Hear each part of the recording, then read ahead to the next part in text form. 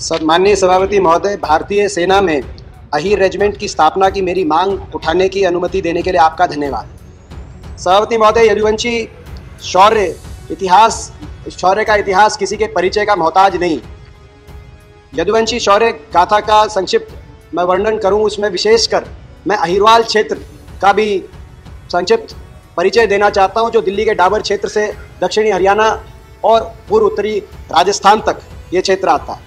यदुवंशी समाज में जो समाज हल और हथियार से जिस समाज का बहुत पुराना नाता है, और ये अहिरवाल क्षेत्र, इस क्षेत्र में कन कन में, कोने कोने में इस क्षेत्र में जय जवान जय किसान का नारा अगर गूंजता है, कहीं प्रतीक है, तो अहिरवाल क्षेत्र है। देशभक्त ये इलाका है। जब जब देश में कोई आक्रमण हुआ, इतिहास ये बताता है, चाहे वो 1398 तैमूर के आक्रमण के समय दुर्जन साल सिंह और जगराम सिंह जैसे वीर योद्धाओं की वीरता से आक्रमणकारियों का सामना किया गया हो, चाहे वो 1739 में नादिर शाह के आक्रमण के समय रेवाड़ी नरेश राव पाल किशन के नेतृत्व में 5000 अहीर भाइयों ने सीमाओं की रक्षा करते अपना बलिदान दिया, या 1857 की क्रांति हो, जिस क्रांति में अहिरवाल नरेश राव तुलाराम जी के शौर्य गाथा को कौन नहीं जानता, उनकी वीर गाथा को, और अहीर भाइयों की वीर गाथा कोई नहीं जानता, चाहे उसका खामियाजा भी भुगतना पड़ा।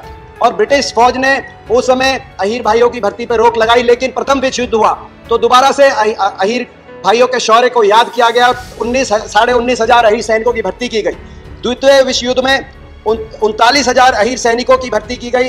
विक्टोरिया क्रॉस तोपखाने में अकेला हवलदार उमराव सिंह का शौर्य याद किया जाता है। लेकिन ये देशभक्त कौम, और इसीलिए सिंगापुर में इन्होंने अंग्रेज ब्रिटिश हुकूमत से बगावत की और आईएनए सुभाष चंद्र बोस जी के नेतृत्व में आईएनए में अहीर सैनिकों ने भर्ती शुरू करी।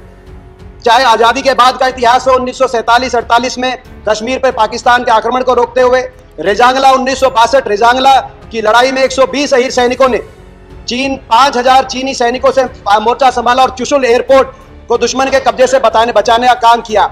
1965 के भारत पाकिस्तान युद्ध की बात हो, 71 के भारत पाकिस्तान युद्ध की बात हो, या कारगिल की बात हो, अनेकों परमवीर चक्र, वीर चक्र, महावीर चक्र अर्जित अहीर भाइयों ने किए। तो मेरा आपसे मांग है, जब जब देश पे कोई हमला हुआ, आक्रमण हुआ, जय जय जय यादव जय माधव का नारा गूंजा, अब समय आ गया है कि भारतीय फौज में अहीर रेजिमेंट की स्थापना की जाए। मैं स्वयं आखिर में अपनी बात समाप्त करते हुए कहना चाहता हूं, मेरा भी इलाका पड़ता है, मैं 17 साल से सांसद हूं, शायद ही कोई महीना ऐसा ना जाता हो कि बॉर्डर से कोई डेड बॉडी, कोई शहीद की डेड बॉडी वापस ना आती हो और शहीद की प्रतिमा।